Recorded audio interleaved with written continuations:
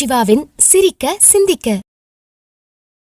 அன்பு சொந்தங்களே, பணம் ஆறாம் அறிவு போன்றது அன்பர்களே. அது இல்லாமல் மற்ற 5 அறிவுகளையும் நீங்கள் பயன்படுத்த முடியாது என்பதை பெர்னாட் ஷா அவர்கள் கூறியிருக்கார். கையில் பணம் இருக்கும் பொழுது வராத ஆசைகள் எல்லாம் பலருக்கு பாக்கெட்டில் 10 ரூபாய் கூட இல்லாத பொழுதுதான் வரும் அன்பர்களே. பணம் என்பது வெறும் காகிதம் அல்ல, அது உங்களுடைய தரத்தை உயர்த்தும் கருவி அன்பர்களே.